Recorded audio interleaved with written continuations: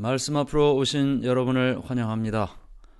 오늘은 170강 70장 지극히 작은 자에게 한 일이라는 제목으로 말씀을 나누도록 하겠습니다.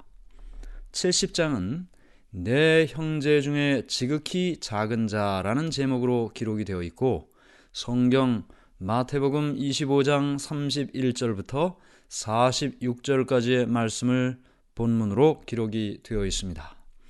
예수님께서 감람산 위에서 제자들에게 큰 심판날의 모습을 설명하셨습니다. 그런데 그 심판의 판결이 한 가지에 의해서 결정된다는 사실을 말씀해 주셨습니다. 마태복음 25장 31절 32절에 인자가 자기 영광으로 모든 천사와 함께 올 때에 자기 영광의 보좌에 앉으리니 모든 민족을 그 앞에 모으고 각각 구분하기를. 모든 민족을 자기 앞에 모으고, 그리고 그 민족을 각각 두 그룹으로 나누는 것입니다. 그러면 어떻게 이 두 부류로 나뉘어질까요? 그 차이가 있어요. 그 차이는 그들이 예수님을 위해 가난하고 고통받는 사람들을 도와주었느냐 아니면 도와주지 않았느냐에 따라 결정이 되는 것입니다. 예수님께서는 그들이 오른편과 왼편으로 나누게 될 것이고, 오른편에 있는 사람은 구원받은 자들, 왼편에 있는 자들은 멸망받는 자들이라고 말씀하셨습니다. 자, 이제 이 사람들이 이렇게 나뉘어지게 되는데요. 마태복음 25장 34절부터 36절의 말씀입니다. 그때의 임금이 그 오른편에 있는 자들에게 이르시되, 내 아버지께 복받을 자들이여, 나와 창세로부터 너희를 위하여 예비된 나라를 상속받으라.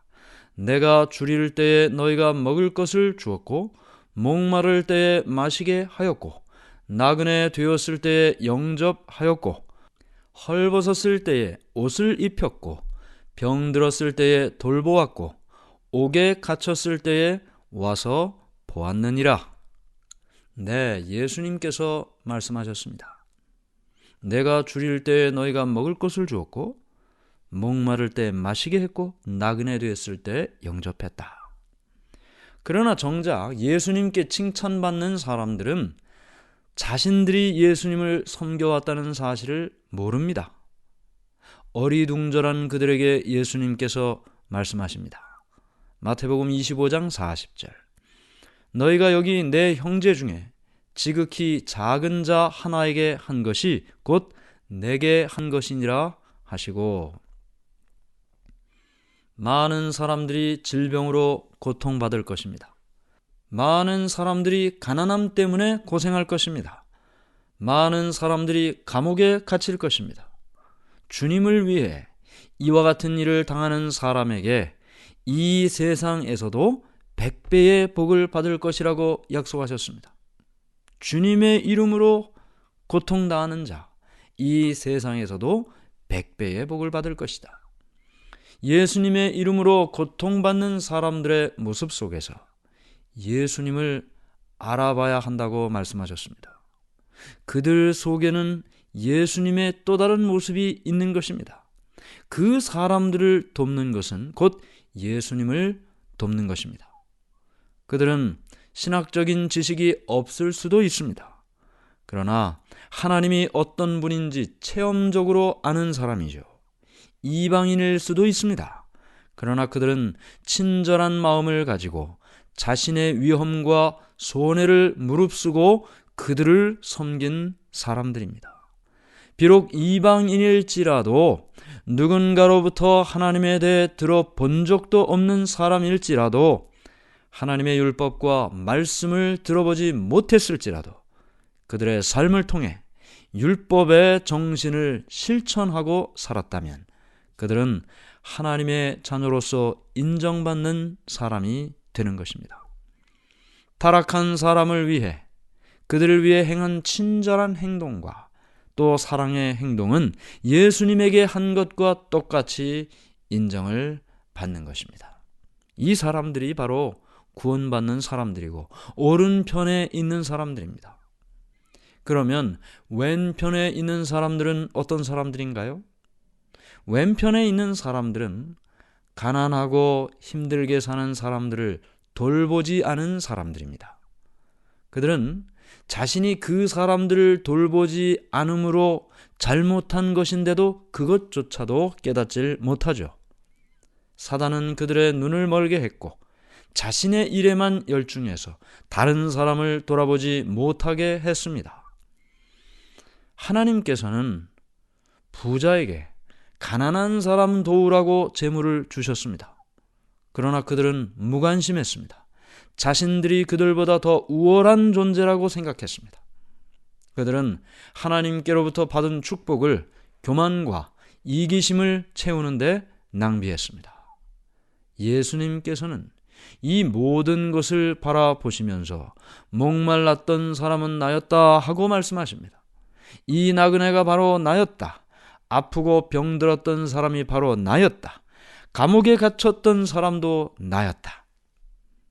내가 풍족한 식탁에서 행복해하고 있을 때 나는 가난한 작은 집에서 혹은 사람이 별로 없는 거리에서 먹을 것이 없어서 배고파했다. 내가 호화스러운 집에서 편히 쉬고 있을 때 나는 머리 둘 곳이 없었다. 내가 옷장에 비싼 옷으로 꽉 채우고 있을 때 나는 입을 옷이 없었다.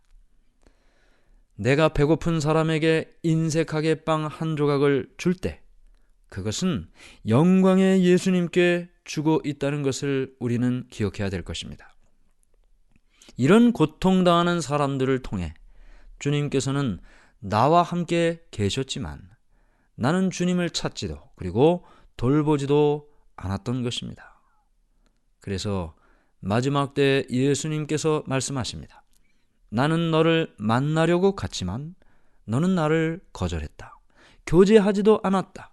그래서 나는 너를 알지 못한다. 우리는 예수님이 사셨던 그리고 거니셨던 길을 방문하고 싶어 합니다. 그러나 사실 그것보다 더 중요한 것은 예수님이 사셨던 삶을 따라 사는 선택을 해야 된다는 것입니다. 심판 때 우리를 서게 하든지 혹은 넘어지게 할 그리스도의 생애의 법칙은 그러므로 무엇이든지 남에게 대접을 받고자 하는 대로 너희도 남을 대접하라. 마태복음 7장 12절의 말씀인 것입니다. 예수님께서 죽기까지 교회를 세우신 것은 슬퍼하고 고통당하는 사람들을 돌보기 위해서였습니다. 신앙의 첫 번째 죄사함과 용서의 경험을 한 사람들이 그 경험을 계속해서 어떻게 유지할 수 있을까? 그 뜨거운 경험을 어떻게 식지 않고 유지할 수 있을까? 그 방법은 어려운 사람들을 돕는 일을 통해 그들의 신앙의 불꽃을 계속 타오르게 할 수 있는 것입니다. 다른 사람을 위해 사는 삶은 예수님으로부터 도움을 받게 될 것입니다. 다른 세상의 것에 관심이 가지 않을 것입니다. 그들의 흥미는 어떻게 하면 사람들을 전도할 수 있을까?